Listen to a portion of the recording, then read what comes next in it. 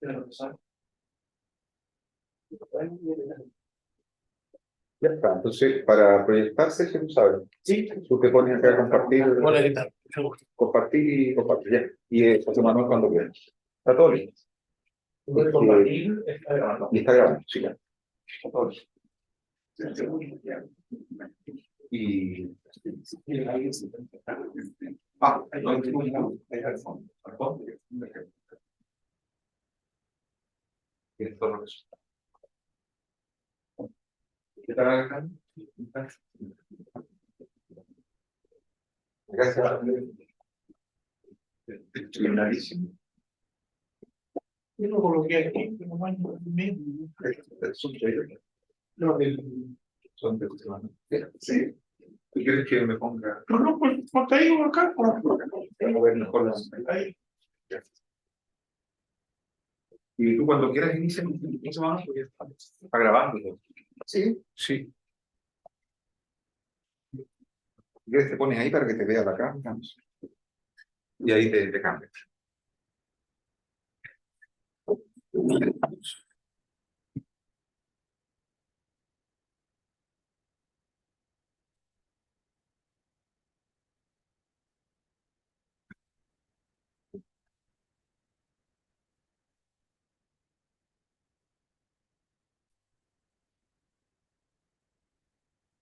¿Necesitas para ir avanzando? No voy a sacar. Ya.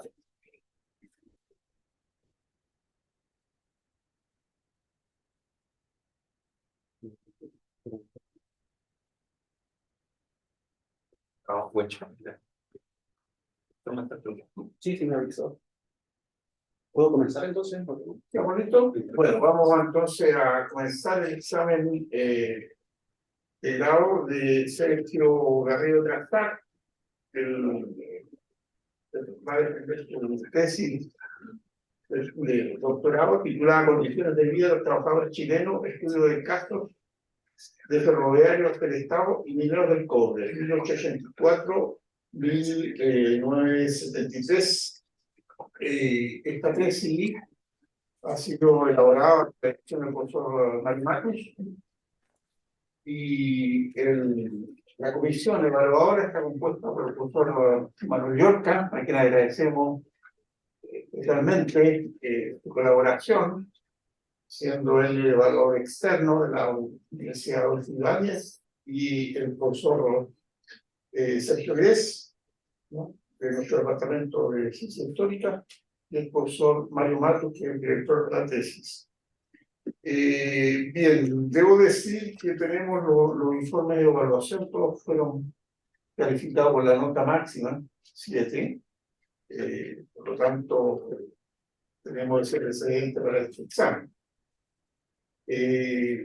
Por lo tanto, vamos a dar a Sergio unos 35 minutos, ¿está bien?, para que nos presente la defensa de su tesis y posteriormente de esto pasará a responder la pregunta de los miembros de la comisión. Con posterioridad, una vez que se aclaren todas las consultas y dudas, la comisión va a deliberar y entonces va a lograr una calificación de este examen. Sí. Así que puede comenzar. Muchas gracias.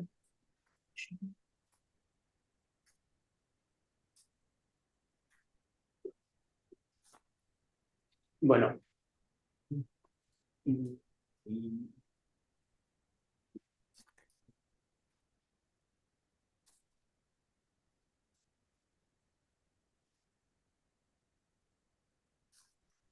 Yo voy a dejarlo instalado así por mientras, aunque no se puede ver en la parte final de fecha, pero bueno.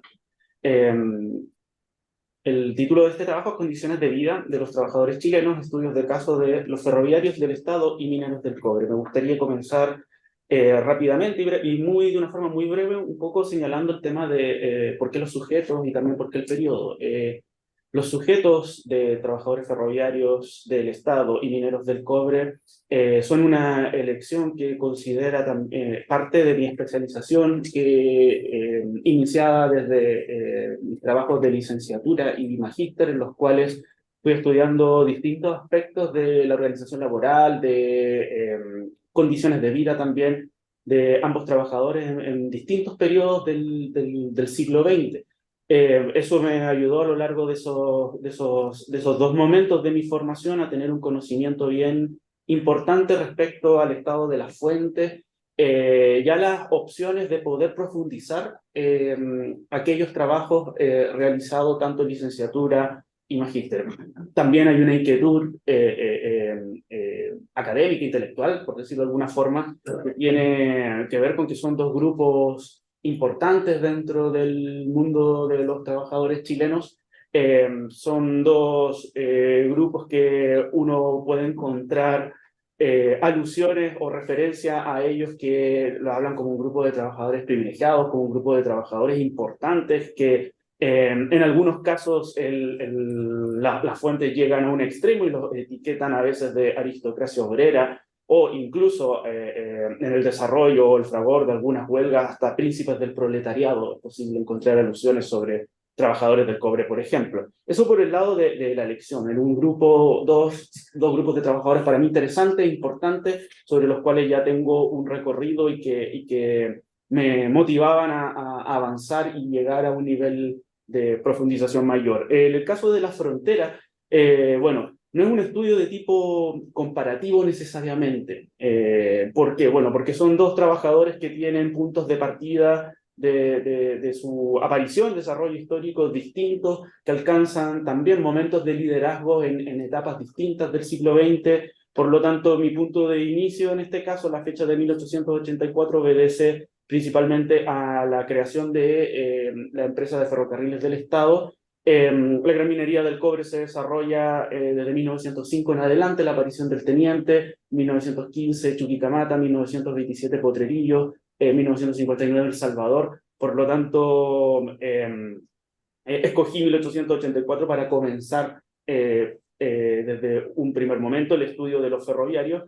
Y 1973, bueno, sí, el golpe de Estado va a ser un punto de inicio para transformaciones estructurales a nivel económico, laboral, social, político, y que obviamente ahí tanto ferroviarios del Estado y mineros del cobre sufrieron y también padecieron de las consecuencias de la dictadura y de las transformaciones que vinieron desde ahí en adelante. Esos son más o menos, a grandes rasgos, los elementos iniciales que estoy considerando ahora.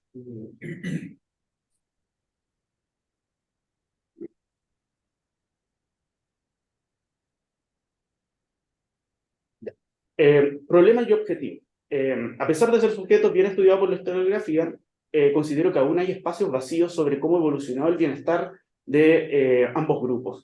En ese sentido, en el caso de ambos grupos, es posible encontrar literatura que plantea que su bienestar, este es un estudio de bienestar, ya, que su bienestar evolucionó de una forma negativa o de una forma mucho más pesimista si tomamos como referencia el debate británico sobre las condiciones de vida de la clase obrera una vez iniciada la revolución y durante el desarrollo de la revolución industrial, mientras que vamos a tener trabajos que plantean la visión optimista. O sea, esa disputa también es posible encontrarla acá. Y por lo tanto, para mí existía o estaba abierta la opción de poder trabajar ya el bienestar desde una mirada mucho más completa y más profunda, más compleja también, como aparece en el objetivo, en el punto número 3, que intentaba ponerse de alguna otra forma por sobre esas visiones optimistas o pesimistas que existían o que están antes de la realización de mi investigación. Considero entonces que el espacio está ahí abierto y que por lo tanto valía la pena hacer una investigación y desarrollar el tema del bienestar. El bienestar es un indicador multifacético, el bienestar es un concepto multifacético, multidimensional, o sea, tiene muchas facetas y cada dimensión puede ser estudiada en sí misma, independiente de las relaciones que pueda tener incluso con otras. Es también dinámico, es también flexible, no existe un único y exclusivo indicador que pueda recoger y capturar todas las dimensiones y variables que contiene el bienestar y por lo tanto creo que ahí existe o ahí está una de las grandes causas de por qué podríamos encontrar hasta el día de hoy literatura que plantea por un lado de que los ferroviarios tenían un bienestar optimista y otros uno pesimista. Lo mismo ocurre con los trabajadores del cobre, que a pesar de que podemos es fácil encontrar alusiones a que sus salarios eran altos, también es posible encontrar trabajos en los cuales hace referencia a que las condiciones de vida no son necesariamente las más beneficiosas, favorables u óptimas. En el fondo hay un debate que no está formalizado o que no es un debate explícito, pero están esas posiciones dependiendo muchas veces de qué consideremos. ¿Por qué? Bueno, por los elementos que hemos señalado, o sea, es un concepto multidimensional, multifacético, dinámico y flexible, cambia con el paso del tiempo, puede contener avances, puede contener retrocesos, y por lo tanto no se expresa en la historia como un único movimiento progresivo y uniforme. Entonces, eso abriría el espacio para poder desarrollar un estudio desde esta propuesta que yo consideraba que el espacio existía, la discusión a lo mejor no está concentrada, pero sí existen quienes se han dedicado a estudiar el trabajo ferroviario y el mundo ferroviario y el mundo de los trabajadores del cobre.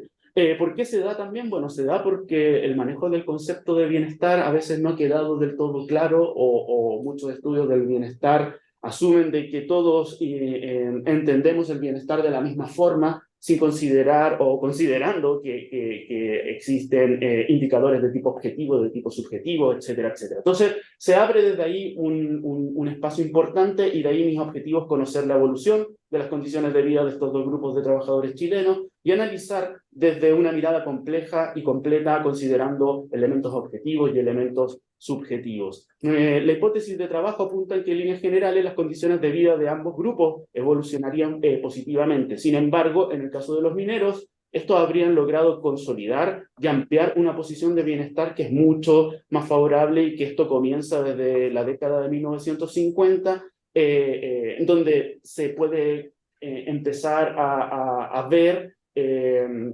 cierta sincronía en algunos movimientos de distintos tipos de indicadores y que el ritmo que va alcanzando la acumulación de esas mejorías va a ser muy difícil de emular para otros grupos de trabajadores, incluyendo a los trabajadores de ferrocarriles. Metodología y fuentes. Esta investigación se apoya en el instrumental metodológico usado normalmente para los estudios de bienestar y que han venido siendo también perfeccionadas y desarrolladas por la nueva historia económica. Esto implica también utilizar algunos enfoques que se asocian al manejo de fuentes estadísticas, pero también es importante señalar que hay distintos enfoques puestos en juego en el desarrollo de la investigación. Las fuentes no siempre son generosas en el trabajo historiográfico y por lo tanto en algunos momentos yo pude desarrollar series temporales que podían cubrir 80 o 70 años, mientras que en otros momentos solamente podía estudiar hitos importantes, sacar pequeñas fotografías del momento, de un año específico, mientras que en otro podía estudiar algunas fases pequeñas, décadas, etc. Entonces, esos enfoques asociados al manejo de fuentes estadísticas están expresados en mi trabajo, pero también la idea era complementar este trabajo con el análisis de fuentes cualitativas, que son muy importantes, muy ricas, y que la misma bibliografía sobre ferroviarios y sobre trabajadores del cobre es muy generosa. En el fondo, asumir de que no todas las cosas, por más que uno quisiera, pueden ser medidas y por lo tanto una parte importante de aquellas que no tienen estadísticas o que no dejaron datos pueden ser abordadas desde el trabajo de fuentes cualitativas. Por el lado también del tema de fuentes, señalar de que se incluyeron fuentes nuevas de archivos que han sido poco utilizados, por ejemplo, el archivo Coya para el caso de trabajadores del cobre, el archivo San Bernardo para el caso de trabajadores ferroviarios, que permitió hacer algunos hallazgos importantes, como por ejemplo fuentes para estudiar la evolución de la estatura de trabajadores ferroviarios entre 1890 a 1930, y esas eran fuentes que solamente habían sido referenciadas, pero por algunos trabajos como los de la profesora Botey, por 1988, 89, por ahí, y que era un trabajo también de acá de la Universidad de Chile, pero los datos no habían sido trabajados de forma correcta para hacer un estudio antropométrico de la evolución de la estatura. Hay distintos dilemas metodológicos que surgieron. Obviamente el desarrollo de series temporales obliga a utilizar procedimientos como los empalmes, ya que permiten sacarle el máximo provecho a fuentes que a veces son muy limitadas, muy parciales, pero que, bueno, en algunos momentos, como para elaboración de un índice de precio al consumidor o para elaboración de series temporales de ferroviarios, se utilizaron distintas fuentes que lograron ser empalmadas y que fueron presentadas en la misma investigación. A partir de eso, de una mirada de que el bienestar es complejo, es dinámico, es multifacético y es multidimensional, yo presento 9 dimensiones en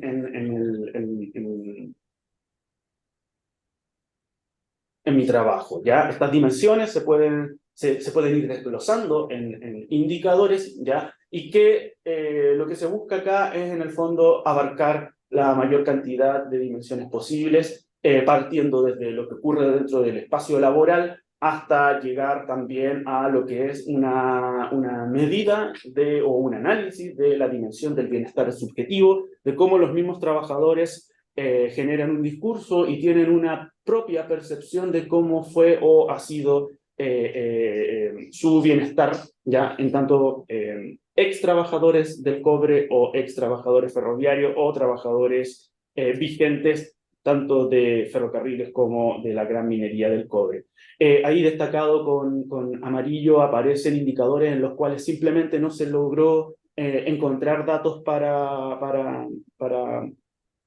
poder establecer la comparación, y de ahí de que, si bien existe una tendencia en mi investigación a establecer algunas comparaciones, esto hay que entenderlo también como evoluciones que van por carriles distintos, porque los puntos de partida son diferentes, los momentos de máximo desarrollo o expresión ya del proletariado ferroviario y de trabajadores del cobre son distintos, por lo que no siempre se pueden hacer las comparaciones que surgen como pregunta, que pueden ser interesantes, pero que, bueno, se ven limitadas por todos los elementos que hemos señalado. Independiente de eso, de que no hayan 2 indicadores, igual parece y se presenta como una forma completa o mucho más compleja que sacar conclusiones de lo que solamente podía obtener a partir del análisis de los ingresos, o de lo que solamente podía obtener a partir del análisis de la evolución de la vivienda, y por lo tanto acá no solamente se enriquece la visión, sino que también se complejiza.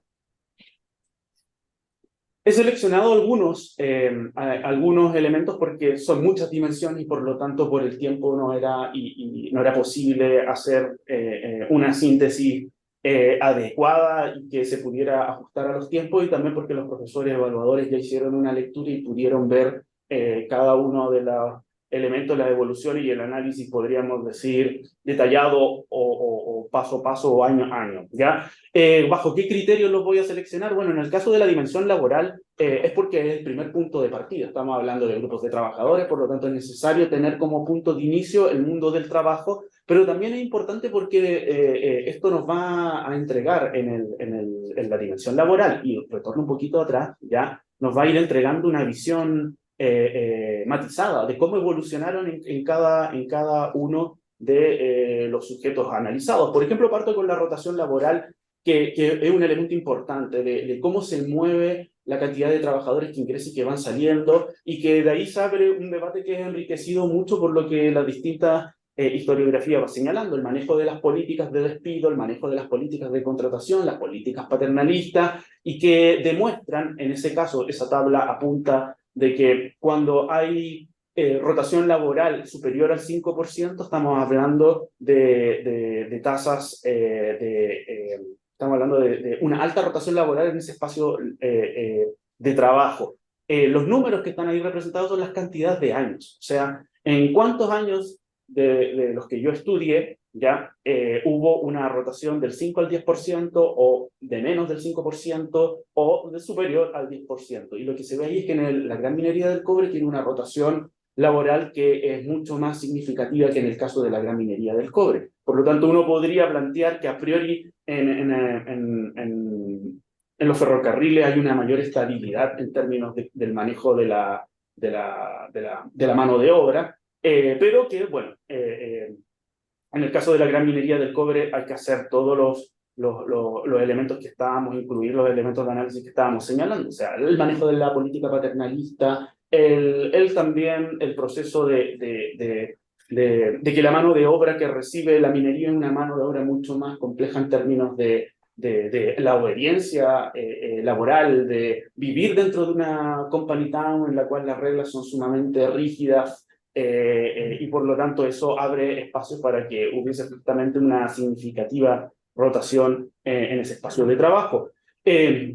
Más importante o un elemento súper significativo dentro del análisis es constatar la evolución de los accidentes laborales en el mundo de los ferrocarriles. La tendencia es clara, va en ascenso. Podemos hacer algunas notas, algunos pies de página como para poder explicar bien cómo se da o se expresa esa evolución, porque obviamente hay amortiguadores para el análisis de esto, pero si teníamos una mirada inicial en la cual decíamos, bueno, el trabajo parece ser más estable en el mundo ferroviario, bueno, ahora empezamos a complejizar el análisis porque los accidentes laborales nos dan señales de que hay un aumento, hay una tendencia de crecimiento y por lo tanto demuestra un riesgo o un elemento que tiene que ser considerado en la evaluación del bienestar dentro de la dimensión laboral. En el caso, para comparar accidentes del trabajo en los ferroviarios y ahora con los del cobre, el contraste es claro y es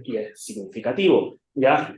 A partir de la década 1940-1949 hay una caída profunda en la cantidad de muertos ya y de heridos en el trabajo minero, y que se explica por un hecho fundamental, que es el caso del humo, donde murieron 200 trabajadores en el Teniente, y que generó una presión política sobre las empresas en las cuales elevaron e intensificaron las medidas de seguridad, de ventilación, de uso de implementos de seguridad, las políticas generales y las presiones también sindicales por las mejoras en este ámbito. Pero acá hay una tendencia que contrasta con la anterior, la tendencia general era al alza, acá tenemos una tendencia a la baja. Otra dimensión que me pareció fundamental, porque marca también diferencias profundas, es la dimensión de los ingresos. En este caso, analizamos la composición y la evolución de los salarios. ¿Ya? ¿Por qué la composición? Bueno, porque es un elemento importante para entender cómo se desarrollan las políticas de remuneraciones al interior de cada sector y cada actividad económica. En general, vamos apreciando en el caso de los obreros ferroviarios, es que van aumentando con el paso de los años los ítems de ingresos de remuneración que premian elementos más sociales, ¿ya? Más que productivos, por decirlo de alguna otra forma.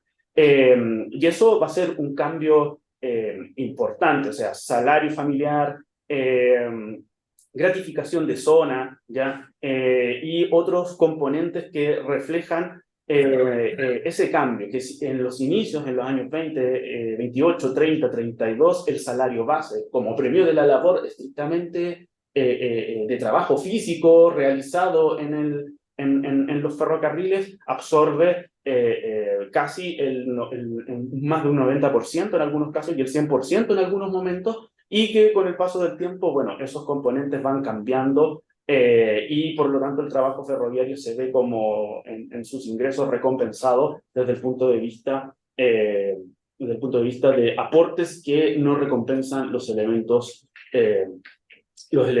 netamente productivos. A diferencia de lo que va a pasar en la gran minería del cobre. Acá son dos gráficos, uno representa 1956 y el de al lado representa 1965. ¿Ya? Los casos más interesantes acá a considerar son los de Potrerillos y los de Chuquicamata. ¿Por qué? Porque hay una serie de ingresos que no están monetizados, que son los aportes vía pulpería, ¿ya? Que no se paga en moneda directa a través del salario, sino que a partir de una libreta donde los trabajadores podían adquirir y se registran los montos de productos alimenticios y de otros tipos que sacaban, ya con un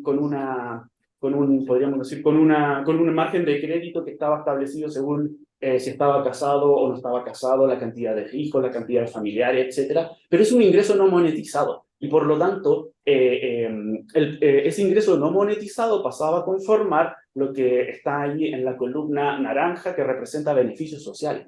¿Ya? ¿Qué quiero señalar con esto? Que en el caso anterior lo que estábamos viendo, el aporte del salario base por recompensa de trabajo directo, va reduciéndose y van aumentando los beneficios sociales dentro del salario, ¿ya? Mientras que acá lo que vemos en Potrerillo y en Chuquicamata es que está pasando lo contrario. O sea, el peso de los beneficios sociales se reducen y se van concentrando principalmente bajo el concepto remuneración directa, bonificación tecnológica, que esos se van incrementando con el paso del tiempo. Es llamativo e interesante, tiene que ver con las diferencias también de actividades económicas, ¿ya? Una actividad económica que se tiene que modernizar, que va dejando atrás las políticas paternalistas a partir de los años 50 y eso obliga también a modernizar su estructura de remuneraciones. Ahora, más importante que esto y más significativo de esto es el análisis comparado de los jornales promedios de la minería del cobre y también de los trabajadores ferroviarios chilenos en comparación a una media ponderada de trabajadores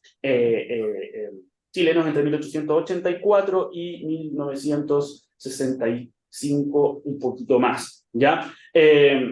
La tendencia general es lo que me interesa destacar. En el caso del cobre hay un crecimiento significativo, aumenta en total hacia 1965, es 4 veces superior ya al salario promedio de los trabajadores chilenos, y en el caso de los trabajadores ferroviarios hablamos de medias, hablamos de promedios, medias ponderadas, ya en el caso de los trabajadores ferroviarios casi se duplica. Si consideráramos dentro del mundo ferroviario incluyéramos una línea más representativa de los trabajadores de maestranza, que son más especializados, que recibían mayores salarios, esa se alcanza casi a duplicar, ya está cerca de triplicarse. Entonces hay una evolución que no siempre es sostenida, que tiene vaivenes, etcétera, pero hay una evolución clara si consideramos puntos de inicio y puntos finales de ambas series. La tercera dimensión que me gustaría presentar es el análisis de la evolución de distintos indicadores de la salud, que es importante porque también nos entrega imágenes matizadas y evoluciones que demuestran la complejidad del estudio del bienestar. La tasa de mortalidad infantil es un indicador potente y fuerte del bienestar. En el caso de los trabajadores ferroviarios consideramos los datos de Barón y de San Bernardo, sabemos que ahí había maestranzas, que hay una población flotante importante de trabajadores, familias viviendo en esas zonas y por lo tanto lo consideramos a ambas circunscripciones como representativo de lo que podría ser de manera indirecta ya la tasa de mortalidad infantil en este caso. Lo que vemos es que el promedio chileno que las tasas de mortalidad infantil de Barón y de San Bernardo empiezan a converger a partir de la década del 40. En Barón se demora un poco más, hacia los años 50, pero estos datos, que si bien a priori uno los ve y pueden decir son negativos, o sea, las tasas de mortalidad infantil son más altas en Barón, San Bernardo, que el promedio chileno, hay que matizarlos, hay que evaluarlos a la luz de otros indicadores que son complementarios y que nos permiten ver cómo los trabajadores de los ferrocarriles del Estado tuvieron acceso a capacidades hospitalarias, médicas, que no eran claramente universales para todo el espectro de trabajadores chilenos del siglo XX. Un elemento importante es la aparición del servicio sanitario y de los servicios médicos ya en todas las empresas, pero la cobertura y la capacidad que va a tener Ferrocarriles se va a ir registrando en estos datos. La capacidad de poder controlar a más mujeres, esposas de trabajadores ferroviarios, ya queda a la vista cuando uno compara cifras de 1948, cuando comienzan o cuando hay algunos datos ya del funcionamiento de esto y cuando va aumentando en los años 60 a 9.000 controles de mujeres embarazadas, y por lo tanto el primer análisis tiene que ser matizado a la luz de esto. Números de atenciones médicas de otro tipo, de atención primaria, etcétera, también muestra un cambio significativo. O sea, las opciones de tener asistencia médica siendo trabajador o familiar de los ferrocarriles del Estado es alta, es importante.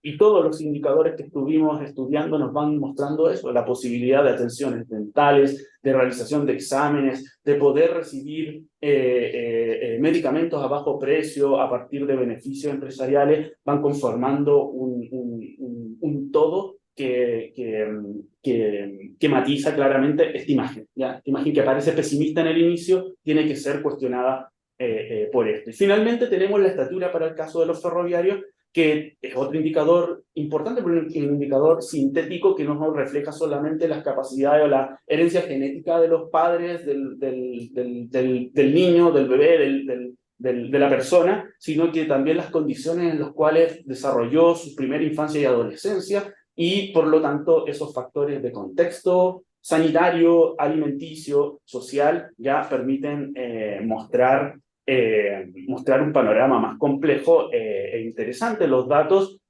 me gustaría meterme en la minucia de esto, pero no voy a alcanzar y me voy a saltar, que sobre todo aplica para el primer dato, que es el más bajo que tenemos y que obedece más que nada que teníamos pocos casos ahí. Es un estudio que se basa en 98 casos de fuentes con datos de trabajadores con estatura, asumiendo cuando nacieron y todo eso, y por lo tanto esa diferencia que se da ahí, yo la explico en la investigación como es posible de que son tan pocos los casos que yo tengo de que estén condicionados, porque uno de los que tengo es un caso de una persona que justamente medía muy poco, ¿ya? Pero avanzados los datos son más consistentes, son más abundantes y permiten mostrar que hay una sincronía en relación a los datos promedio del FILE, que cuestionan mucho entonces también la mirada que teníamos en el inicio. Y bueno, en el caso de la mortalidad infantil en la gran minería del cobre, el avance es evidente, los datos no requieren tampoco de mucha explicación. El caso del teniente de Sewell ya es significativo, o sea, ya en los años 30 tiene una cifra de mortalidad infantil mucho más baja, ya, mucho más baja que el promedio nacional. ¿Ya? Que el promedio nacional. Y también lo llamativo es Chuquicamata y Potrerillos, porque a pesar de sus condiciones geográficas, a pesar de sus condiciones sanitarias y ambientales, estamos hablando de campamentos mineros ubicados en pleno desierto, donde en el fondo era difícil conseguir, o es un desafío el tema del agua, de poder abastecerse regularmente de agua, ¿ya? A pesar de los problemas de contaminación también que tienen, ellos logran mostrar también indicador de tasa de mortalidad que está por debajo del promedio nacional. O sea, las posibilidades de un niño chileno naciendo en Sewell son mucho más óptimas que naciendo en cualquier otro lugar de nuestro país, porque naciendo incluso hasta en Santiago, ¿ya? Y por lo tanto un indicador que se potencia con otros datos que podríamos hacer algo muy parecido a esto con el cobre, pero por honor al tiempo vamos a avanzar.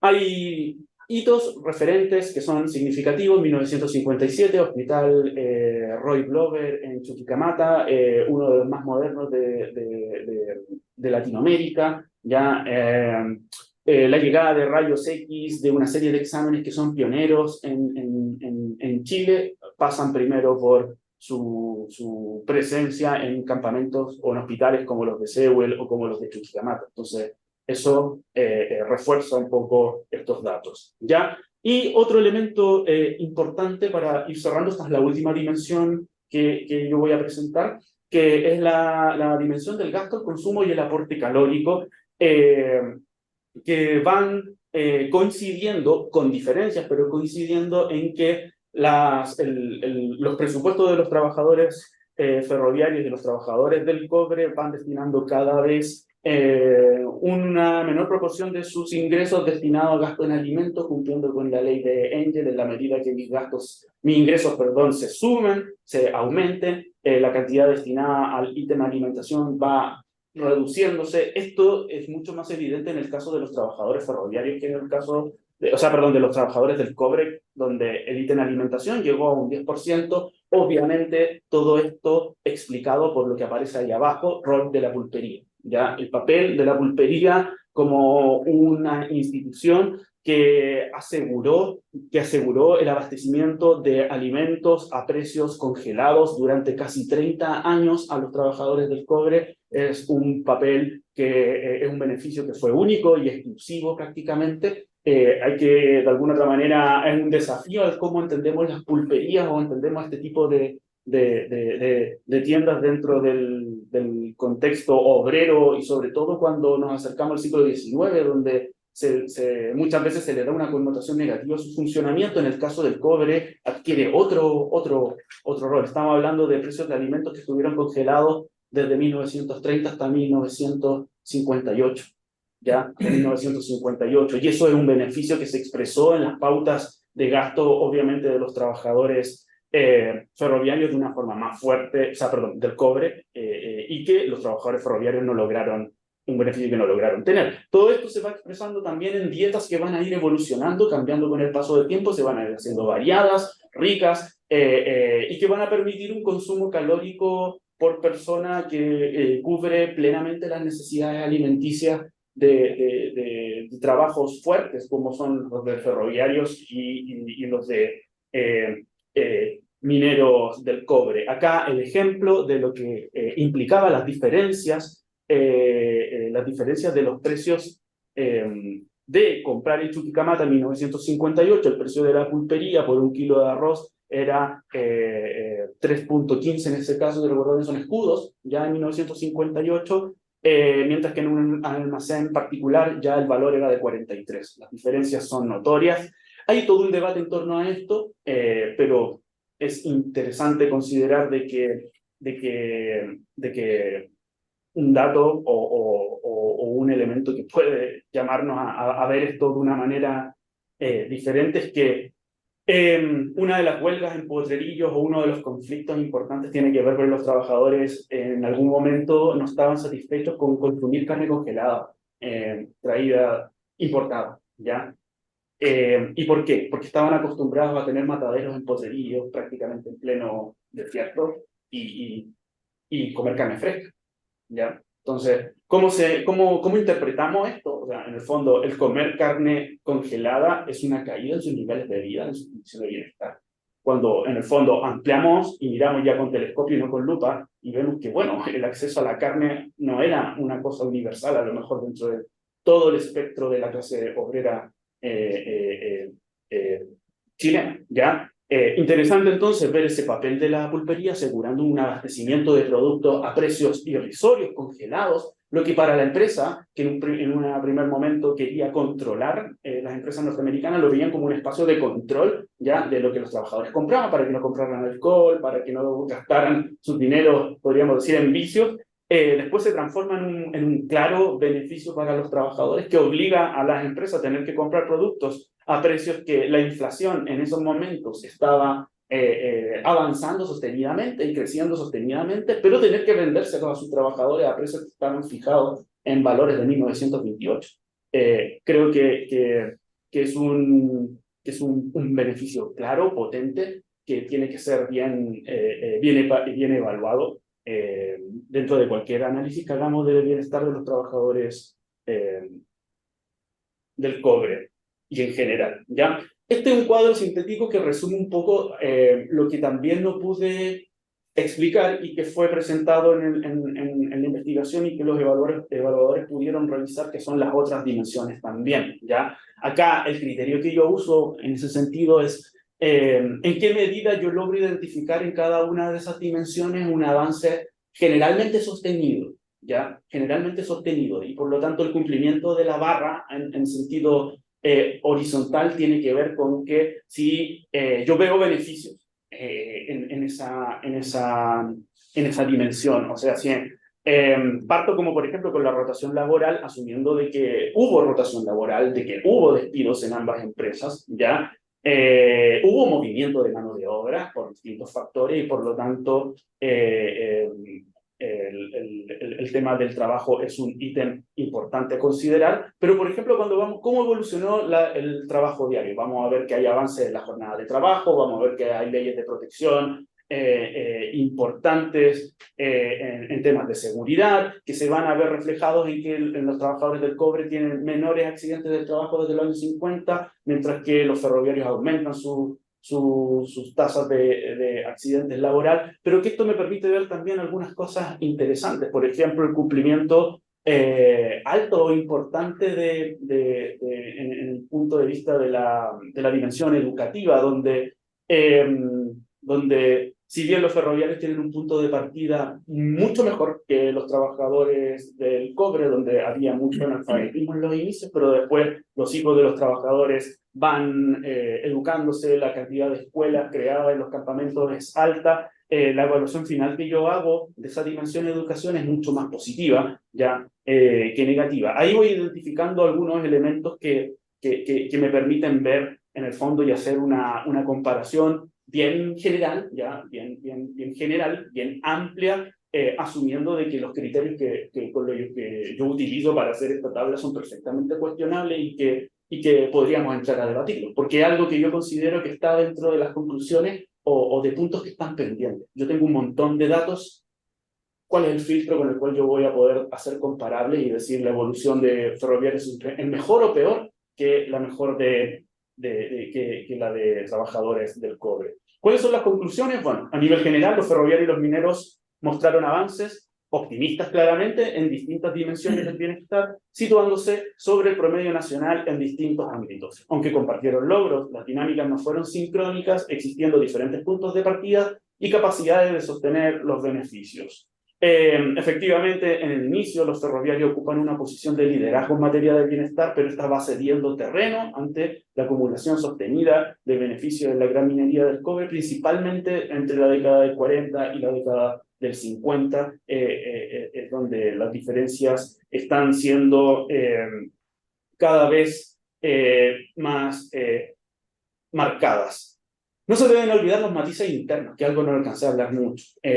Las diferencias entre calificaciones y la segmentación laboral que tiene Ferrocarriles es mucho más determinante en temas como beneficios y salarios que lo que va a ocurrir en la gran minería del cobre, donde si bien hay diferencias entre trabajar en fundición, trabajar en mina o trabajar en la sección de transporte, a la hora de conseguir beneficios se consiguen como bloque, como sindicato obrero, ¿ya? Mientras que en el caso de los ferroviarios vamos a encontrar que hay un sindicato de maestranza, un sindicato de transporte, un sindicato en vía, que trabajadores de maestranza logran beneficios y que sus calificaciones los llevan también a recibir mayores salarios que los demás trabajadores de otras secciones y por lo tanto eso es un elemento muy potente a la hora de marcar las diferencias internas que no logran que están detalladas o que están mejor relatadas en la tesis, pero que acá no logro entrar en el análisis detallado. El margen de maniobra para mantener o lograr nuevas mejoras del bienestar hay que entenderlo dentro de la multicausalidad. Hay un tema del carácter público de una empresa estatal y las posibilidades y los márgenes de beneficios que pueda entregar dependiendo de la situación económica del país, de la gestión de los ingresos del Estado, de los costos del funcionamiento de una empresa como Ferrocarriles, y otra que es de carácter privado, que está integrada a la economía mundial, global, a mercados internacionales, ¿ya? Y que su evolución está más atada como evolucionan los precios del cobre, a ese tipo de situaciones, o a hitos que afectan el mercado internacional, ¿ya? Es mucho más que lo que está Ferrocarriles, ¿ya? Sin decir con esto que Ferrocarriles es indemne o sale intacta del ciclo económico, que también es. O sea, Ferrocarriles, además del ciclo económico, bueno, tiene todo un tema interno, de manejo interno, que hace que el margen de maniobra que tienen los trabajadores para poder pedir más, para poder exigir más o para poder conseguir más, está definido por aquello. ¿Ya? La capacidad de presión laboral también es un elemento que hay que considerar. Yo abro estas puertas de entrada a análisis No estudio en mi tesis es un trabajo de historia económica y social principalmente, por lo tanto es un campo abierto sobre el cual hay que seguir desarrollando investigación. Yo algo desarrollé en mi tesis de magíster sobre la presión laboral del mundo de los mineros del cobre y bueno, el nivel de conflictividad es alto a pesar de que, como veíamos en una imagen anterior acá haciendo la evaluación, uno podría decir que sus condiciones de vida están mucho mejor enfocadas o en una instancia, en un ítem, en un nivel mucho más desarrollado que el de otros grupos. ¿Ya? Y eso es muy interesante de ver para desarrollar en el futuro. Y lo último, tomando también algunos comentarios que agradezco de los evaluadores, porque efectivamente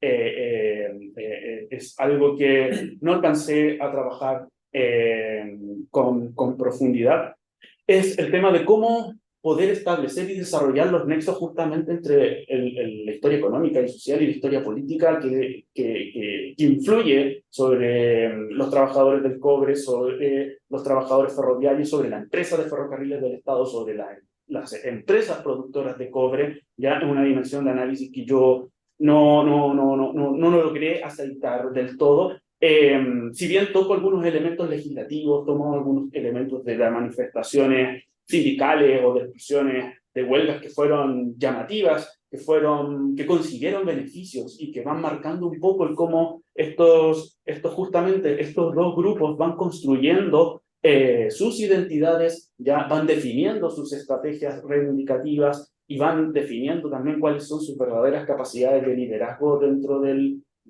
la clase obrera chilena. El último punto para cerrar y terminar, que no señalé, no lo transformé en una de las conclusiones o de temas pendientes, pero que interesante es lo mencionado en torno a esto. Yo tengo muchos indicadores que acá he evaluado y he dicho, bueno, cuando veo en un indicador una evolución que es generalmente sostenida, yo le asigno en el fondo un cumplimiento como de meta alto, importante, ¿ya? Pero esto me lleva a cómo desarrollo un filtro, así como cuando vemos los estudios de índice de desarrollo humano, que toman por lo menos 3 dimensiones, pero que hay que tomar una decisión, y esa decisión no es solamente, creo, mía en ese sentido, sino que tiene que haber una discusión sobre cómo convertimos todo esto en un indicador que pueda ser comparable y viable para estudiar cualquier grupo o segmento de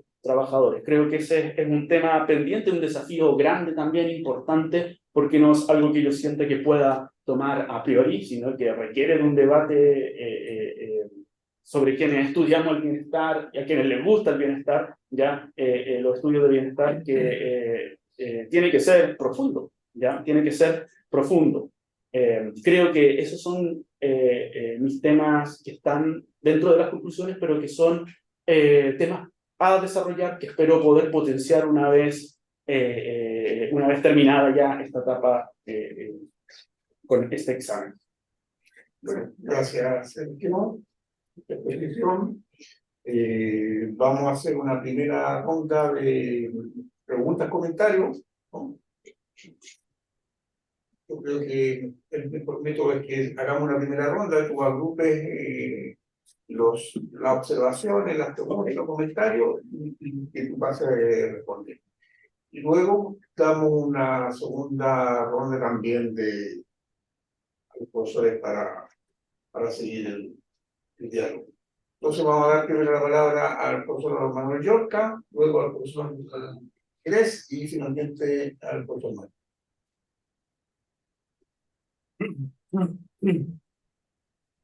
Yo voy a hacer comentarios, bueno, como ya mandé el informe, no voy a referir al informe, voy a hacer como comentarios pensando más que nada en la agenda futura. Y algunas recomendaciones, qué sé yo. Por ejemplo, yo creo que lo primero que necesita la tesis es una actualización de la bibliografía. Como has estado tantos años trabajando en la tesis, hay algunos trabajos recientes que no has citado que deberías citar. Por ejemplo, cuando hablas de la parte de vivienda, el libro nuevo de Simón Castillo, cuando vi la periferia, es súper bueno. Yo lo leí en el verano, solo hace poquito parece, así que te entiendo que no lo haya citado. Para el marco teórico, este libro que no es tan nuevo, que de hecho me sorprende que no lo haya citado, el libro de Van Sanden y otro del 2014, este que sacaron por la OSD, que es un poco un resumen del Clio Infra. Ahí viene un capítulo para cada indicador, con harto sustento teórico y con harta bibliografía, con todos los indicadores que estáis tocando y otros más, ¿no? Súper bueno para el apartado de bienestar subjetivo. Así que ese libro de Van Sanden y otros hay que, sí o sí hay que consultarlo y meterlo pensando cuando publiques esto, digamos, como libro o como lo pienses publicar. Después, otra dimensión del bienestar que se usa harto es la violencia interpersonal entre civiles. Entonces, no sé si tienes algo ahí, porque me imagino que tienes mucho material que no volcaste en la tesis sobre, por ejemplo, normalmente el indicador que se usa es tasa de homicidio entre civiles. A lo mejor justo en estos campamentos, los trabajadores, la violencia interpersonal era muy bajita, no sé. Entonces, eso sería un plus comparado con Chile, digamos. Nosotros sacamos un paper hace poco con Rodrigo Rivero sobre cómo ha evolucionado la tasa de homicidio en Chile, cubriendo todo el periodo tuyo. Entonces ahí podrías ver, no sé si hay indicadores o con la parte cualitativa sobre robos con violencia, ese tipo de cosas, digamos. Entonces yo creo que lo puedes incorporar ahí para el beneficio de tu argumento, digamos. Lo otro, en la parte de salud, trabaja mucho con mortalidad infantil, pero hay otros indicadores también en salud que yo creo que te puedes anotar algunos por otro. Por ejemplo, si hay evidencia sobre tasa de suicidio o depresión dentro de los trabajadores y sus familias, si es muy bajita, compararla con Chile total, también te puede aportar a mejorar el argumento. Sobre todo en esa parte de bienestar subjetivo, salud mental, súper importante, y que son temas además de moda. Entonces, esas dos cositas. Después, respecto de... Cuando estamos hablando de tasa de mortalidad infantil, normalmente la literatura menciona como varias razones de por qué puede caer. Que sea mejor nutrición, es un factor importante, avances médicos, sobre todo vinculado a tecnología, por ejemplo, mencionaste ahí lo de los rayos X, está en la tesis también. Cobertura médica, no necesariamente ligado a avances médicos, sino a mayor cobertura, que sea, bueno, número de médicos, tu muestras datos de atención, etcétera, etcétera, o condiciones sanitarias, alcantarillado o potable. A ver, si miras tu gráfico, vas a ver que hay una tremenda caída brutal a fines de los años 30 y principios de los 40. Eso es introducción de sulfamida y antibióticos en Chile. Y nada de eso se menciona ya. Hay una tesis súper buena de una economista que la publicó el año pasado en la Universidad de California en Davis, que trata solo sobre el impacto de la introducción de sulfamida en Chile, ¿ya? Y después me rompiste el corazón porque no mencionaste, no nos pescaste ni bajaron el paper de tasa de mortalidad infantil que sacamos en la revista médica de Chile. Ahí sale también lo de la introducción de los antibióticos y todo eso, lo podéis meter. Después,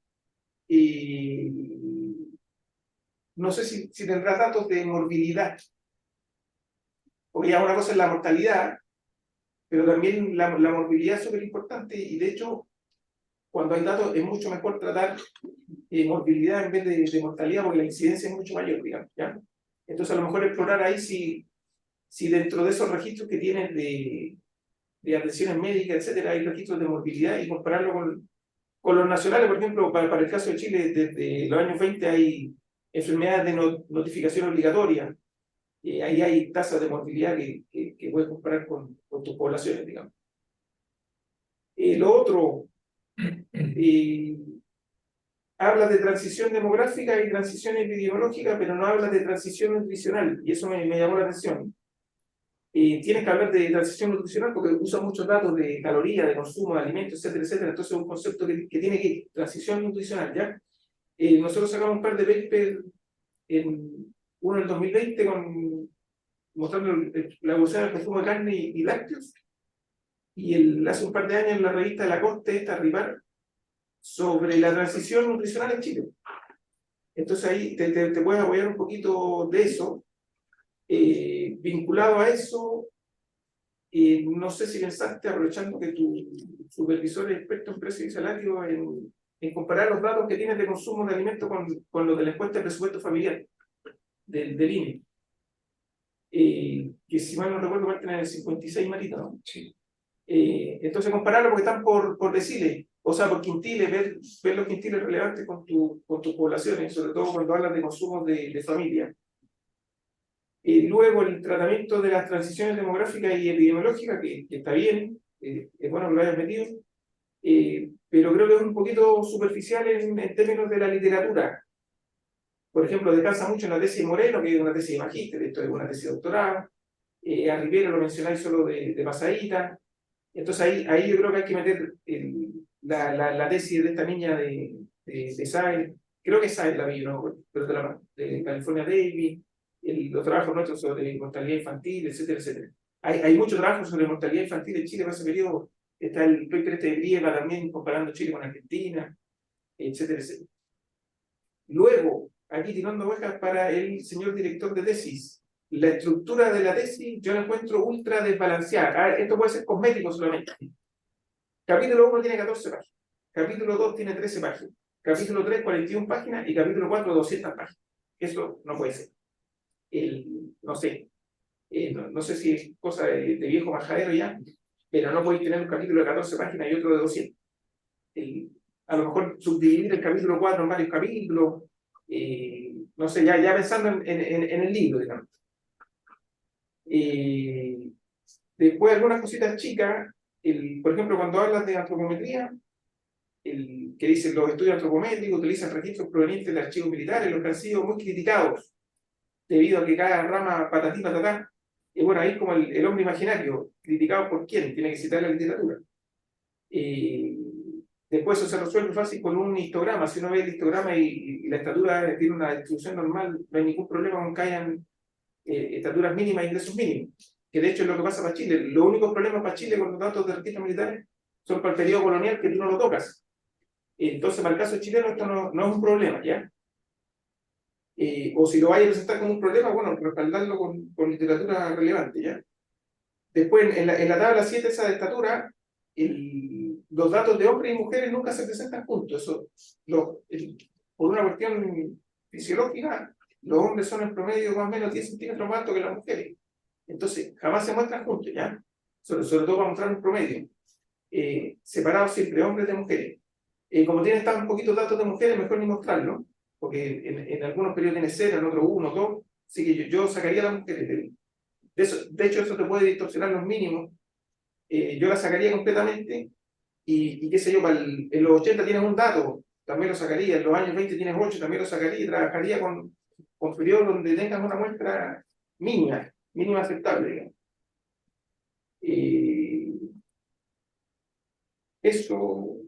Eso parece que era. Ya, y después tenía dos preguntas. Una que la respondiste al final, de que pensaste justo te iba a decir, bueno, ¿por qué no tratar de construir un índice de desarrollo humano? Aprovechando que salió el libro este de Prado La Cosura ahora, que él, bueno, ahí tienes para entretenerte harto. Él discute, digamos, toda esta problemática, lo que estaba mencionando al final. A lo mejor tírate a la piscina, ¿no? Pues si tienes los datos, trata de construir un índice de desarrollo humano ampliado, como lo llama el Prado de la Cosura, y amplía la autopista, ¿no? Amplía la autopista, sí. Es una tesis doctoral innova. El Ponte del Prado de la Cosura agarró el de Naciones Unidas y le metió libertades políticas. A lo mejor tú metes las mismas libertades políticas o alguna otra cosa. O sea, ahí dice, la serie para Chile ya está. Y de hecho eso te puede, tú podrías calcularlo al inicio del periodo, mediados del periodo, final del periodo, y te podría ayudar a dirimir, digamos, entre los dos gremios que están mirando, o para tratar de tener algún resumen, digamos, de toda esta historia, digamos.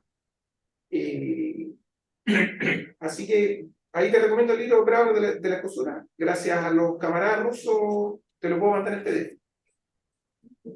Así que, y ese salió, ese está fresquito, y resume 20 años de carrera, así que espectacular.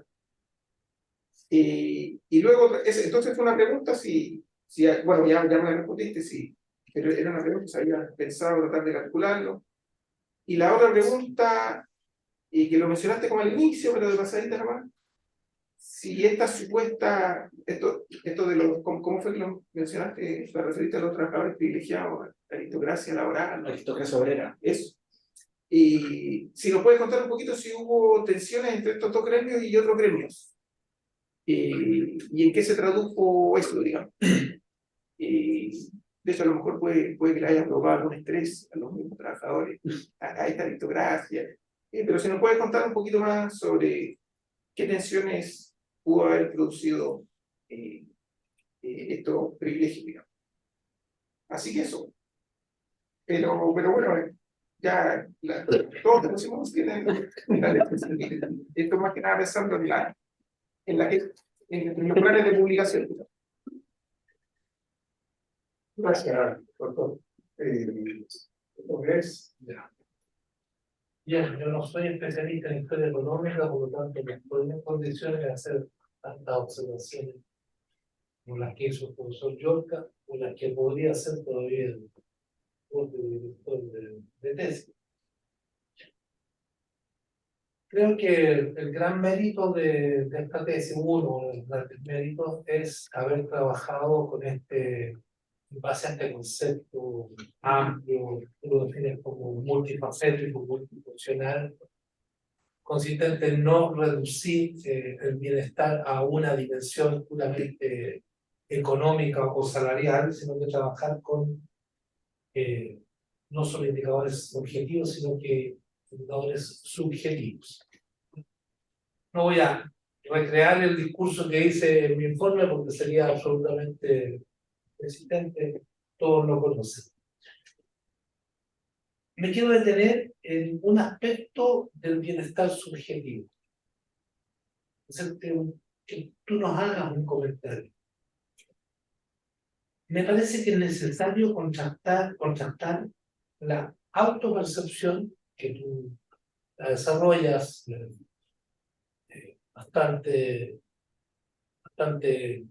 profundidad en base a entrevistas, fundamentalmente, de estos trabajadores y de sus familias, con criterios que tú utilizas, o que utilizamos los historiadores, que por definición son cambiantes, y que tienen que ver con la evolución de la disciplina, o incluso más allá de la disciplina, de las preocupaciones de la sociedad. Y en particular, te pongo un ejemplo de la equidad de género, que tú lo mencionas como uno de los criterios no objetivos. Eso es una lectura mía, ¿ya? Pero entre los trabajadores hasta 1973, como fecha tope, ese factor puede que haya existido en algunos núcleos muy reducidos, marginales, tal vez en algunos núcleos de mujeres, pero era prácticamente inexistente, sobre todo si consideramos gremios como estos en que la tasa de masculinidad, por denominarla de alguna manera, era cercana al 100% o poco menos, ¿cierto?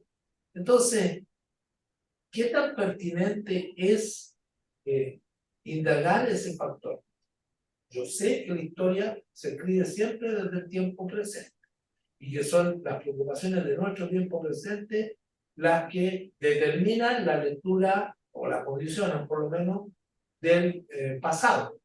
Pero no convendría, respecto de este tema, hacer una reflexión, clarificarle este punto a tu lector, porque yo parto del supuesto, igual que no soy yo, que esta tesis es tan buena, que algunos arreglos debe ser comunica.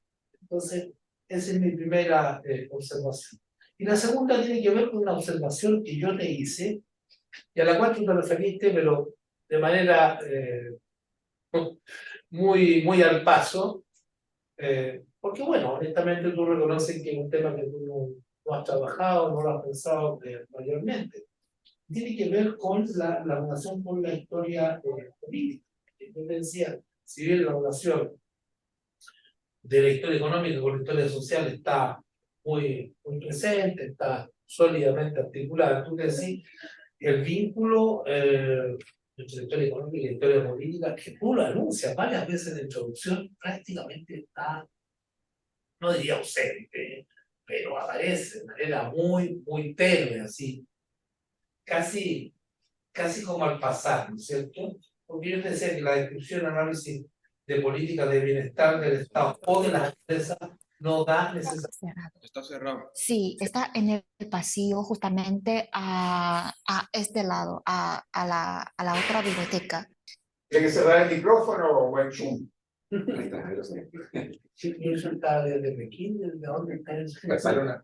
Ah, política de la misma.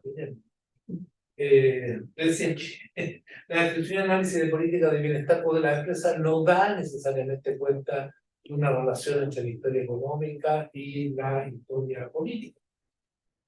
Claro, tú mencionas cuestiones tales como los viajes del presidente Balmaceda con su liturgia, su dramaturgia política, siguiendo el concepto de Rafael Sagredo, o la actitud de las autoridades de gobierno frente a las huelgas obreras, o las alusiones a la legislación social, que en juicio es el telón de fondo sobre el cual se despliegan las políticas de bienestar social, porque por lo que sé, las políticas de bienestar social en las cuales las empresas de la gran minería de cobre fueron, se empiezan a desarrollar precisamente en la misma década de los años 20, ¿no es cierto?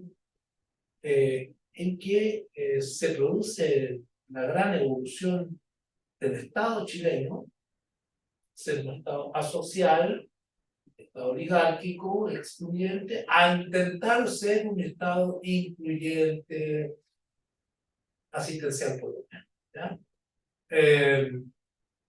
Pero a pesar de todo esto, yo te decía que quedaba pendiente un estudio más estrecho entre lo político y la política y la trayectoria histórica del bienestar en estos y en otros sectores de trabajadores. Porque es probable que la política general o la gran política haya incidido de alguna manera, haya producido avances, retrocesos, inflexiones, matices, según los periodos o ciclos políticos. Y también según las propuestas de acuerdo con cada actor político específico al cual nos estemos refiriendo. Si bien esto no era tu tema, ¿ya? No era la centralidad de tu tema, me parece que algunas reflexiones un poquitito más consistentes sobre esto afirmarían el bingo y lo dejan blindado. Ese es mi comentario. Gracias, doctor Miguel. Da un punto de la palabra a profesor Matus. Bien, en primer lugar, quiero decir que me siento como director de guía muy honrado por la presencia y por los aportes que están haciendo los profesores evaluadores, que constituyen un lujo para este examen y además para perfeccionar este trabajo en vistas a su publicación como libro. Me agradezco mucho la presencia de todos, sobre todo por este tipo de anotaciones que se están haciendo. Por un lado, las anotaciones que llegan por el lado del profesor Yorca, que pule mucho el aspecto de los indicadores, ayuda mucho. Y por otro lado, en términos de reflexión historiográfica en general, y de visión de síntesis y de integral de los conflictos como una matriz de análisis del ámbito de la historia política, por parte del profesor Gress. Yo voy a ir quizás más por ese último al avance. Creo que Manuel ha pulido a extremos, digamos, lo que se puede hacer por el lado de las variables. Así que yo preparé algunas preguntas que van también por lo que va a señalar el profesor Gress. Quedando claro que ambos grupos, que tú sitúas según, ¿no es cierto?, de una categoría de optimismo moderado, optimismo, y que en distintos momentos, pero ambos grupos, se fueron adelantando al resto de los trabajadores en obtener mejores condiciones de ingreso y en otras variables las condiciones de vida. Primera pregunta. ¿Estas mejoras de ingreso fueron a la par de las prestaciones que al mismo tiempo iban entregando las empresas? ¿Coincidieron o no coincidieron en el tiempo? O más bien se dan en momentos distintos, es decir, en los momentos que las empresas entregan más, digamos, regalías, son otros momentos en los que mejoran los ingresos. Segunda pregunta. Pensando que esta mejora en ingresos y otras variables ya no siempre coinciden. Al mismo tiempo, ¿cómo se comportan estas mejoras en ingresos y en otras variables digamos, del bienestar en general, con el desempeño de las empresas a las que pertenecían a los trabajadores y con el ambiente macroeconómico general del país? O sea, si la preocupación del profesor Gress es que tú esto lo sitúes dentro de ciclos políticos, mi preocupación también es cómo lo sitúas dentro de ciclos económicos. Y sobre todo, cómo las empresas logran sobrevivir y adaptarse a esos ciclos que está viviendo el país. Coincide, por ejemplo, cuando los trabajadores lograron más avances, ¿esto coincidió con buenos desempeños de las empresas y de la economía nacional? ¿O cuando no lo lograron, coincidió con épocas de bajo desempeño de su empresa y de la economía nacional? En general, porque esto yo sé que es una reflexión que hay que tratarla con mucha calma y mucha profundidad. Y en ese sentido, tengo una tercera pregunta, que es, ¿por qué es tu hipótesis general? ¿Por qué la gran minería, en este caso, a diferencia de lo que ocurrió con Ferrocarril del Estado, pudo sostener en general estas prestaciones a sus trabajadores contratados? Sí. ¿Por qué ellos, por lo menos hasta el año 73, parecieran respaldar mejor en términos del rendimiento de la empresa? ¿Cierto? Estas prestaciones que en general están expandiendo a sus trabajadores, y en cambio el Ferrocarril del Estado no logra hacerlo y termina como termina. Y por último, una última pregunta que tiene que ver ya con la labor del historiador y que como aprendizaje tuyo también personal en esta tesis, ¿no? Pero que nos pudieras de alguna manera también transmitir a otros que hacemos otros tipos de historia en otros ámbitos, no solo siempre en historia económica o en historia social. ¿Qué precauciones, por ejemplo, de alguna manera te lo planteaba también el profesor York, qué precauciones tú crees que brotan de este trabajo a la hora de replantearse una historia de los trabajadores en Chile? Esa sería mi pregunta. Bueno, gracias Mario. Bueno, tiene una visión bastante ardua. El orden de tesis, ¿no? Ha sido preguntas de alto nivel, comentarios de alto nivel. Así que tiene la palabra.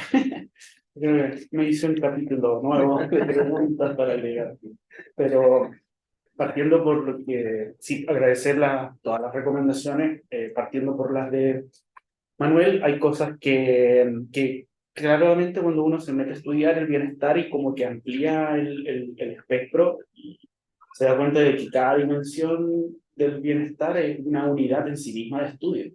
Entonces, claro, a veces me costó en algunos momentos a lo mejor seleccionar de la mejor forma la bibliografía, considerando que también los mismos trabajos de Manuel, muchos los que son muy nuevos también, y cuando comencé como este camino ya un tiempo atrás, yo ya venía acumulando avances de todo este tipo de exploraciones sobre los indicadores. Entonces, por ahí también puede que haya una cuestión de autocrítica en torno a la actualización de bibliografía, cuando también, por ejemplo, uno parte con el marco teórico y uno se mete en el tema de la revolución industrial y una cosa para perderse claramente ahí entre todo lo que ha ido apareciendo, pero yo creo que el camino de lo que tú vas señalando. O sea, uno se puede perder, pero en el fondo tiene que saber seleccionar los mejores trabajos para poder salir a flote y no ahogarse en ese mar de nuevas investigaciones y de trabajos, algunos ya clásicos,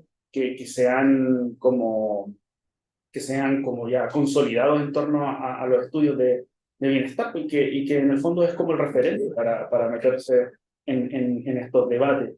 Sobre alguna de las preguntas, es difícil encontrar algunos datos como de violencia para los trabajadores ferroviarios. A lo mejor es más fácil para trabajadores del cobre, en el cobre se hacen algunos censos y en algunos censos pueden venir esos datos, sobre todo entre los años 30 y 40 hubo algunos censos que pueden traer datos específicos sobre temas de homicidio o temas de enfermedades y una población más fácil de controlar, porque en el caso de la población ferroviaria se mezcla la urbe con el resto. Entonces, uno podría a lo mejor asumir que la tendencia de la urbe es la tendencia de los ferroviarios, pero algo que a mí también me pasó con algunos indicadores, en ciertos momentos sentía que tenía muy potente algunos, muy débiles en el caso del otro sujeto que estaba estudiando. Entonces, yo ahora creo que una cosa que hay que ir trabajando puede ser, y creo que hay algunos trabajos como de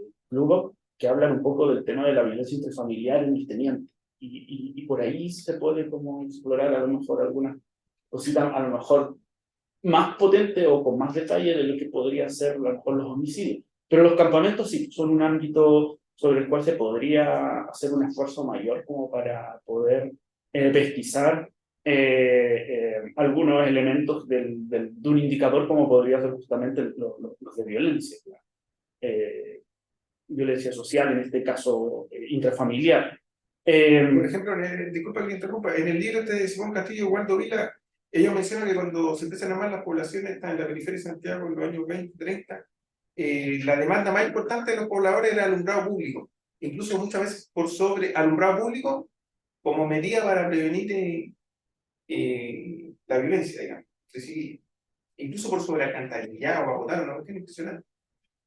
Como hoy día. Estamos como hoy día. Estamos como hoy día. Y lo otro, yo creo que, como te decía, estos censos para algunos campamentos, no para todos, yo creo que podría tener algunas fotografías que podría complementar con relatos, con testimonios que permiten también como ir haciendo como un rompecabezas de esto, poniendo las piezas de ese rompecabezas, porque hay relatos está el tema del juego, está el tema de los vicios, del alcoholismo. Entonces por ahí se puede como ir haciendo esas exploraciones. En una de esas, la población de los campamentos era una población libre de homicidios, o tasa de homicidios cercana a cero, o algo por el estilo, no sé. Claro, o sea, de que pasaban situaciones complejas, hay algunos testimonios. O muy bajito, digamos. Y lo otro sería explorar fuentes como judiciales, donde llegaban este tipo de muchos conflictos contra la mujer y este tipo. Pero una cosita en contraste con lo que había sido la realidad social en el mundo del Sarica.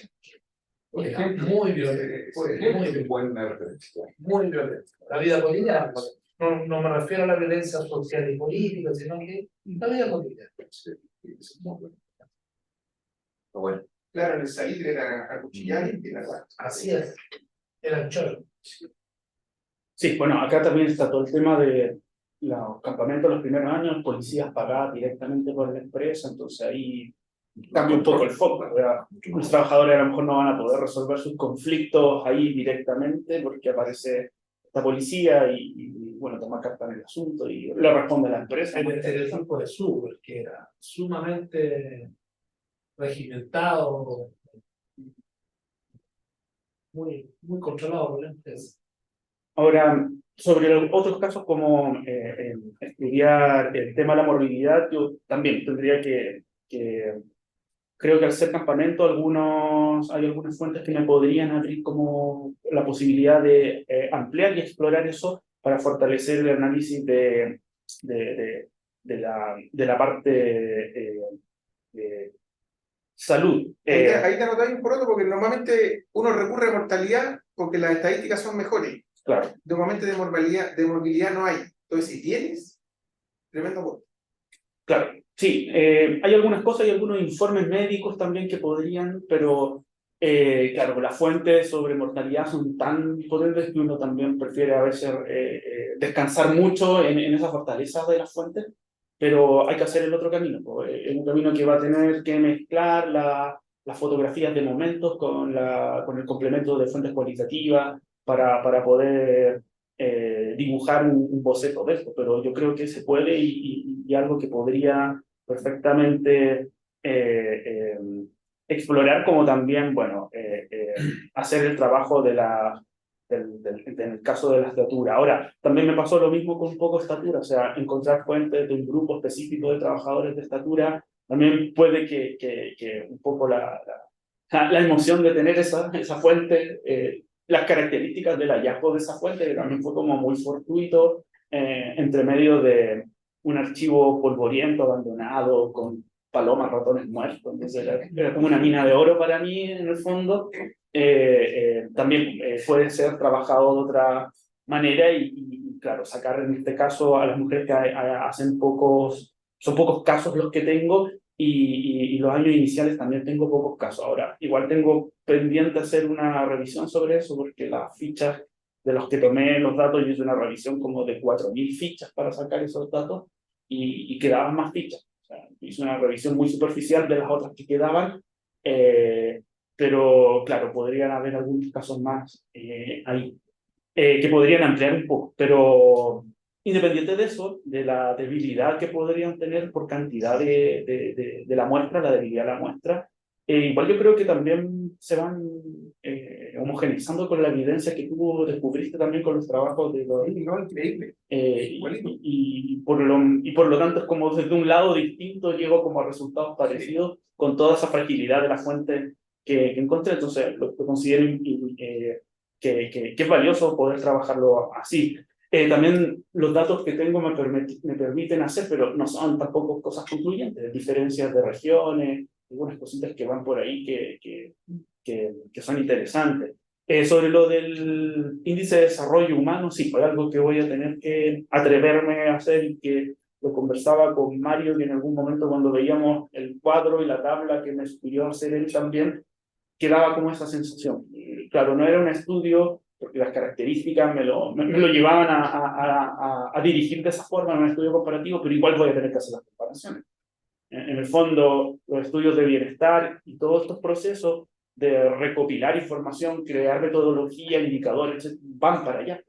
Esa es como la meta, ese es el objetivo.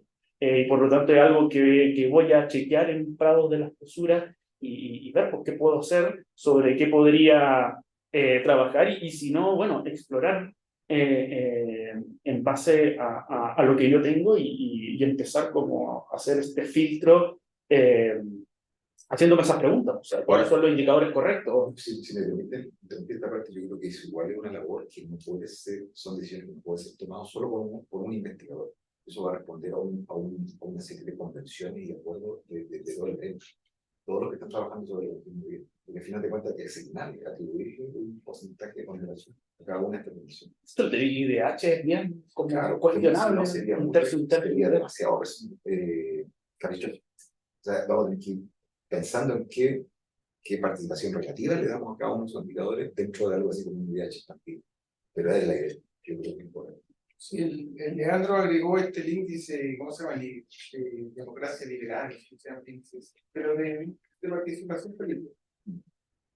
Y bueno, y lo último de Manuel me ha hablado del tema de la aristocracia obrera y las tensiones que podrían haber. El mundo del cobre es tan aislado que en el fondo, desde los discursos de ellos, sindicales, etcétera, yo no me topé con mucha información, lo digo en base a lo que estudié ahora y lo que estudié también en mi tesis de magíster, como una posición respecto a ciertos segmentos, otros grupos de la clase trabajadora.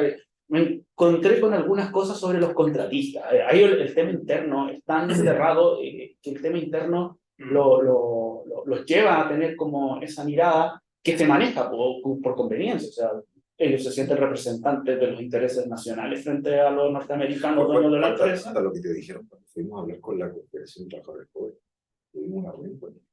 y la visión que tiene es encapsulada. Sí, sí. No, vivir en otro planeta.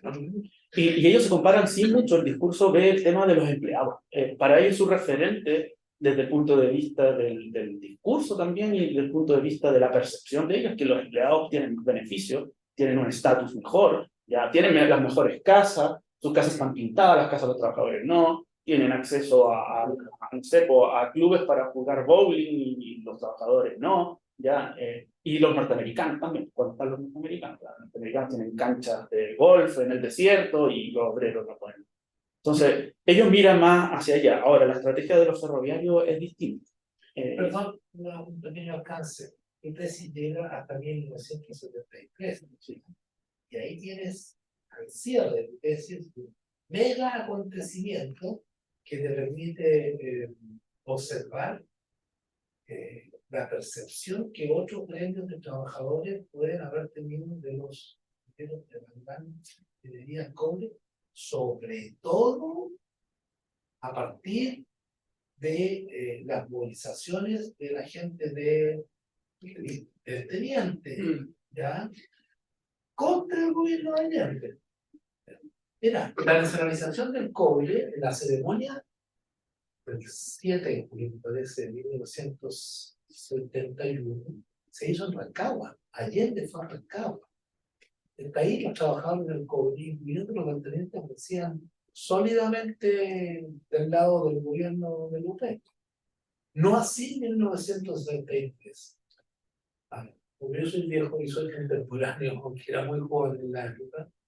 O sea, eso generó una reacción adversa en la masa de trabajadores de izquierda muy grande. Los mineros del teniente marcharon sobre Santiago con apoyo de la derecha y de la democracia cristiana. A veces tenía gran influencia sindical. Medina, que era uno de los dirigentes, después fue partidario de la dictadura y fue miembro del Consejo de Estado, ni más ni menos, ¿ya? Bueno, pero hubo trabajadores de otros gremios partidarios de la UP que los enfrentaron y trataron de impedir la llegada a Santiago. Entonces, ahí la idea de la aristocracia obrera seguramente se reforzó y reflotó. Entonces, ahí tenemos un ejemplo de cómo la historia política, o la dimensión política de la historia, te puede ayudar mucho a esclarecer algunos temas. El concepto que yo mencioné de príncipes del proletariado surge a la luz de un conflicto en el teniente en el gobierno de Frei Montalva. Se le asigna una persona del gobierno de Frei Montalva que los trata así en un periódico. Pero sí, hay mucho que va como por ese camino, pero hay una fragmentación y una división que no logra separar. Por ejemplo, en Chuquicamata y en Potrerillo el poder del Partido Comunista es fuerte, es potente, son sindicatos que en el fondo tienen una historia y una tradición, donde el Partido Comunista y en menor medida el Partido Socialista y otros como USOPO van a tener mucha relevancia. Pero, por lo tanto, frenan eso. Por lo tanto, frenan. Por lo tanto, dicen, esto no es la voz, esto es un conflicto sectorial. No es la voz de los trabajadores del cobre. Y por lo tanto, mientras los del teniente están en paro, bueno, los del Chuquicamata dicen que hay que ganar la batalla de la producción, hay que redoblar esfuerzos, etc. Entonces, ahí hay un punto que también lo menciono y que tiene que ver con cómo interpretan el imaginario de los trabajadores, y que Mario lo habló cuando conversamos con los trabajadores de la FTC, que es la federación, que es la histórica, que no es la de los subcontratistas, y que tiene que ver con esta idea de quiénes van llegando desde el Estado a administrar las empresas, los ingenieros. O sea, en la federación nos decían que estaban un poco agotados de que llegaran ingenieros civiles de la Católica, que lo que querían era tener una oficina grande, una secretaria bonita y un salario alto, y que no entendían que esta cosa se negocia con ellos.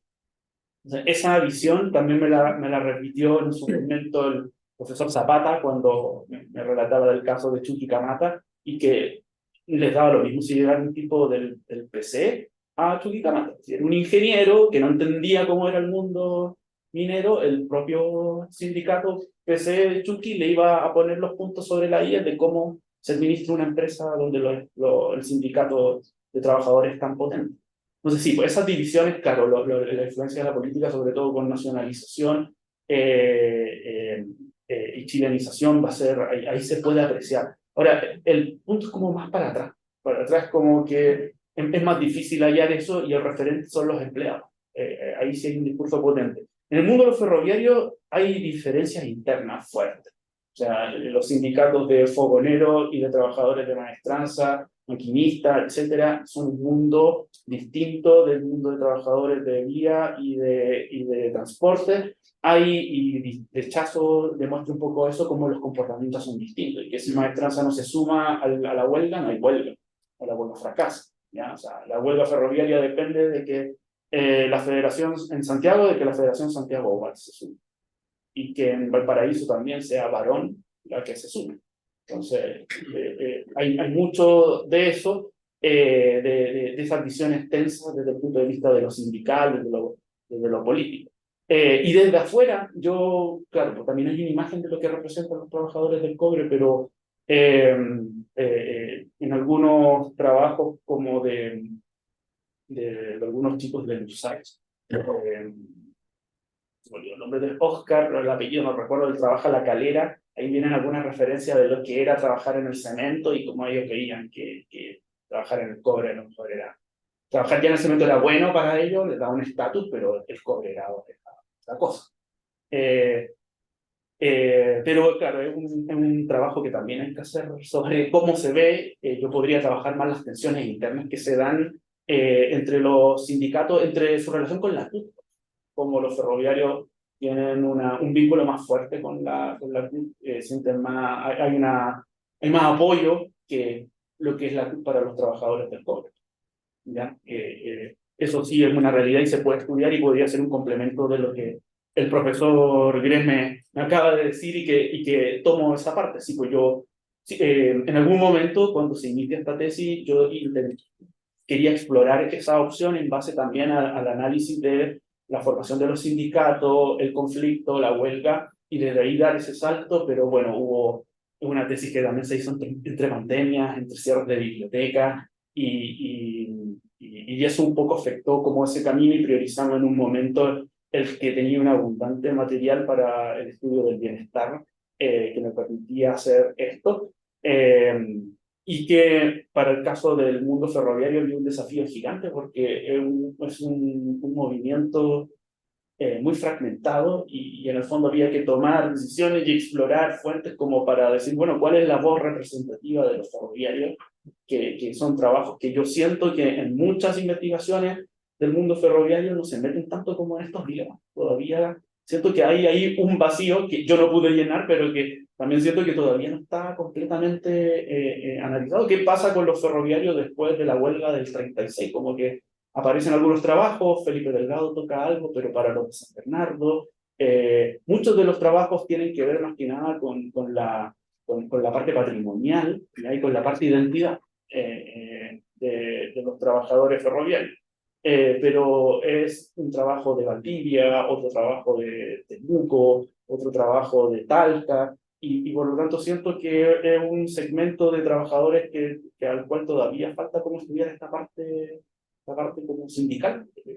¿Qué pasó desde los 50 en adelante? ¿Qué pasó con la última gran huelga? La del 36 una, y recuerdo que hay una 55 el 57 como de las más fuertes, pero siento que ahí había un vacío que no alcancé a llenar. Al final de tu periodo, la democracia cristiana también tenía una fuerte influencia en los ferroviarios. Ernesto Fogel era uno de los dirigentes que fue muy Patricio Elwin, Elwin también en San Bernardo. Ya, Fogel era muy antiguo, pero después se movilizó decididamente contra la dictadura. Era yo creo que el principal dirigente ferroviario hacia fines del gobierno de Lutero. Entonces, y los trabajos que hay, como el de Felipe Delgado, también se basan mucho en temas de ciertos elementos de la prensa y en lo que el profesor señaló, en esta visión como que propone Sagredo de estas visitas de los presidentes y como estas performances políticas frente a ciertos grupos que tienen un impacto significativo para recoger y capturar votos. Delgado comiendo en la Universidad de Playa Ancha, ¿no? No, ese es Vergara. Felipe Vergara trabaja entre 1916 para Valparaíso hasta 1930 por ahí, y ahí muy buen trabajo para ese periodo, de grados de la Católica. Y él trabajó maestranza San Bernardo, maestranza San Bernardo. Pero siento que nadie se atreve a integrarlo. Y para mí esa era como otra tesis.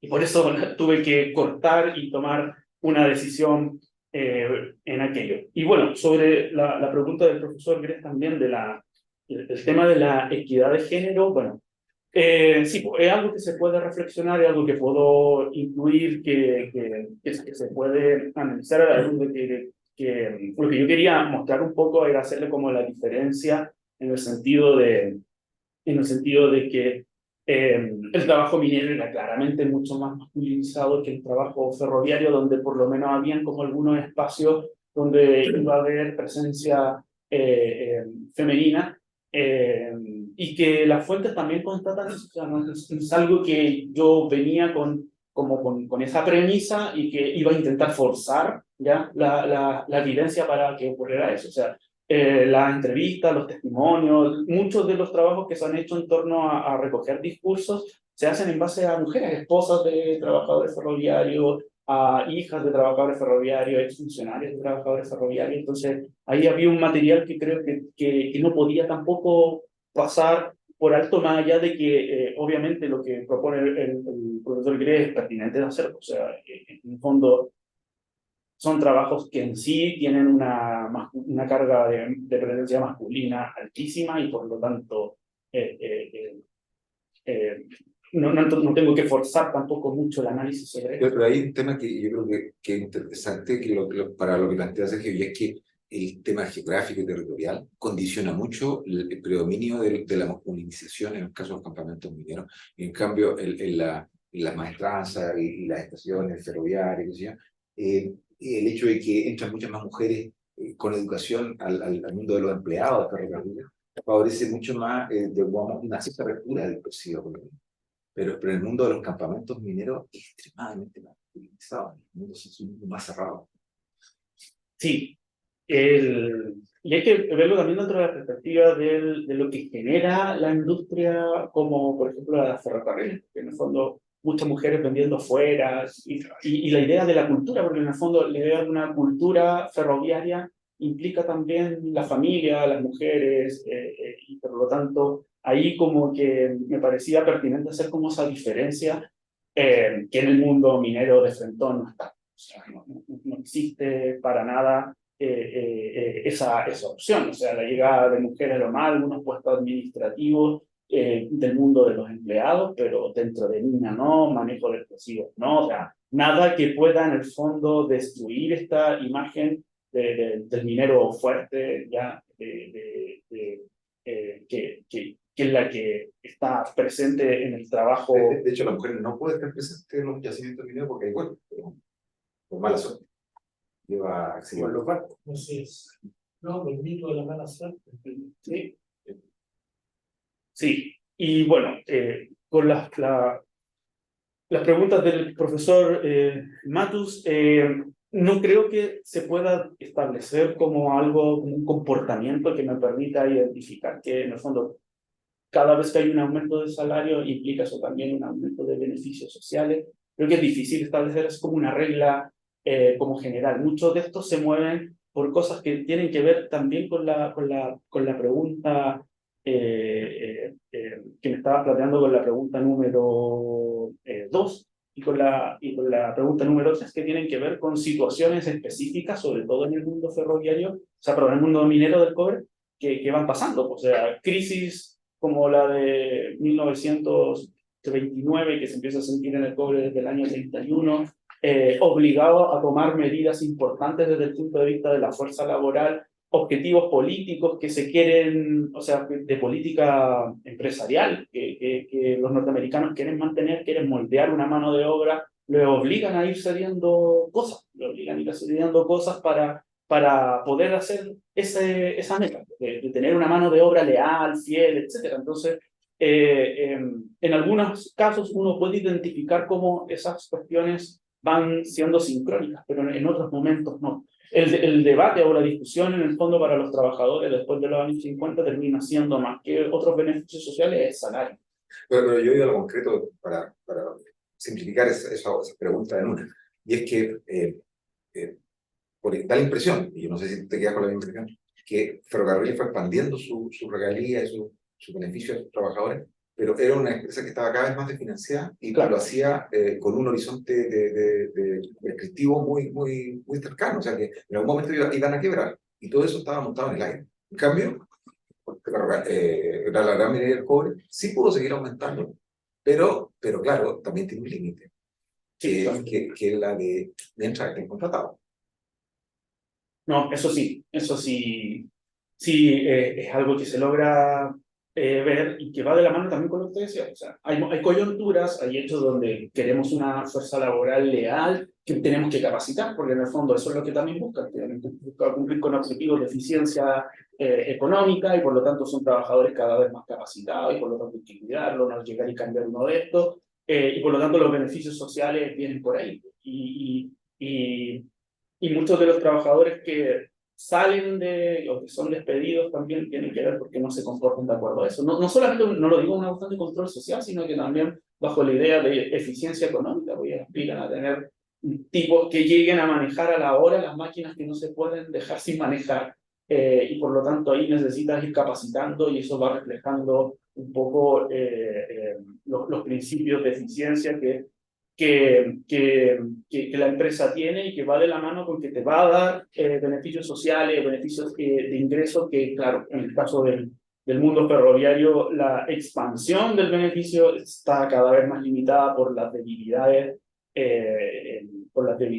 como económicas de una empresa que está constantemente en crisis presupuestaria y que choca con lo que en el plano político, y ahí tomando lo del profesor Gres, que en otro sentido, que la política o a la parte legislativa, en el fondo va ampliando beneficios y va sacando obreros para convertirlos en empleados, y que implica pagarles más, pero que en una empresa como Ferrocarril es cada vez más complicado. O sea, los que eran maestranza se van convirtiendo en empleados, los que eran maquinistas se van convirtiendo en empleados, y eso implica mucho más dinero y que, para pagar, y que, claro, a lo mejor en un trabajo como la minería del cobre, que sabemos que está conectada al ciclo económico internacional y por lo tanto eso es una cuestión central de la respuesta, a lo mejor se puede dar, se puede pagar más, se podrá estirar ese chicle mucho más, pues elástico ahí, pero en el caso del mundo ferroviario que te saquen 2.000 trabajadores que son maquinistas o maestras y te los conviertan en empleados y tenés que pagarle 50 o 60% más, es una crisis significativa y es una crisis que se suma a todas las otras malas decisiones que se venían tomando de material rodante, de una expansión que políticamente era presionada, o sea, hay que tener redes, hay que tener, construir los ferrocarriles asistenciales o los ferrocarriles, los ramales, como se le llama en el fondo, que no tienen ninguna finalidad económica, o sea, que transportan, no sé, pues, 20 personas, ya, y que no, es más caro hacer funcionar el ferrocarril que en el fondo que llevar a todas esas personas juntas. Entonces, claro, ahí hay una cuestión de ciclo político y ciclo económico, y que en el caso de los trabajadores de la gran minería del cobre coincide de forma muy potente el ciclo económico. Solo para terminar, lecciones para la historia de los trabajadores. ¿Y qué lecciones sacas tú?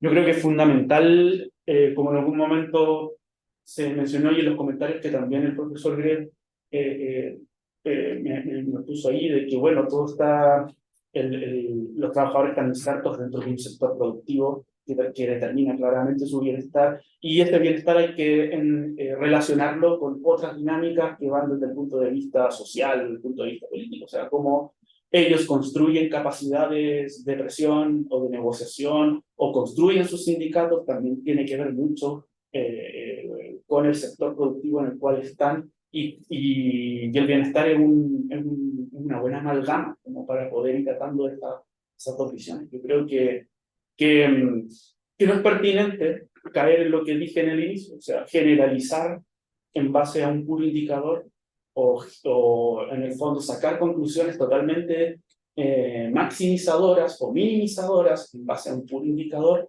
no nos ayuda tampoco a entender cómo se construye identidad o capacidades sindicales y en el fondo no, en vez de fortalecer una historia como más global o más total, termina fortaleciendo ideas mucho más sesgadas que científicas.